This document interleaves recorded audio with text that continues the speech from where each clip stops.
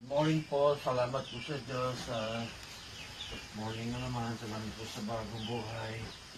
Lord, iligtas po kami sa kaparating na bagyo, signal ng nagtwist sa Quezon, sa aming lugar. Ang bayan, Lord, amen. So ito, natutunan ko sa aking mga ninuno, sa aking mga magulang.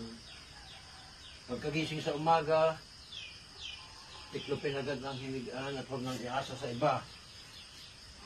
Ito ang simpleng task na kaya mong gawin. At pag makagawa ka ng ganitong kasimpleng bagay, siguradong makakagawa ka na uli ng isa pang task na pataas ng pataas ang level. Kaya kung gusto mong umasenso, umunlad, magsimula ka sa simpleng pagtitiklop ng hinigaan, pag-aayos ng hinigaan, ng kama, pagkagising sa umaga, para meron ka agad isang simple o isang accomplishment sa araw na ito.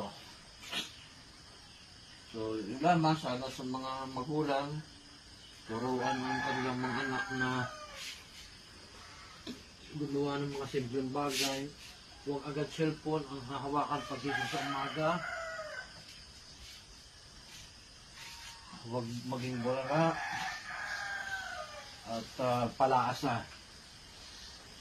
Magandang umaga po. Disiplina at respeto ay ating isang buhay. Angelo, bago na utoy. Ito ang umaga na. Oh, yan ang unang, tiklopin agad ang hinigaan. Ayusin mo yan. Ayusin mo ang tiklop at yan ang isang bagay na dapat mo ma-practice sa iyong sarili. Pagkagising sa umaga, tiklopin ang hinigaan, ayusin ang unan, iayos, pagpagan ng kama, ang bed, para makagawa ka ng isang simpleng bagay. Di ba pagka tiniklop mo yan, pag ikaw ay halimbawa ay tutulog na ulit sa gabi, maayos ang iyong kama, hindi gulo. Tapos sabi ng mga matatanda, gusto mong mabago ang iyong sarili, umunlad ka, umasinso, siyempre sa sipag at tiyaga, ang unang mong gawin, makagawa ka ng isang bagay, at iyan ay ang paggising sa umaga, tiklopin, iayos mo ang iyong hinigaan. Tandaan mo yun, Utoy, at yan ay ituturo mo sa iyong magiging pamilya pagdating ng araw. Okay ba yan? So, tandaan mo lagi ha, pagising sa umaga, tiklopin agad ang hinigaan at huwag iaasa sa magulang o sa kapatid. Gawin mo ito at yan ay simpleng bagay at ikaw ay iyong bilangin ang magagawa mo sa maghapon. Pagkatapos mo gawin yan, sinisigurado ko sa iyong mga mamamangha ka. Yan ay tunay.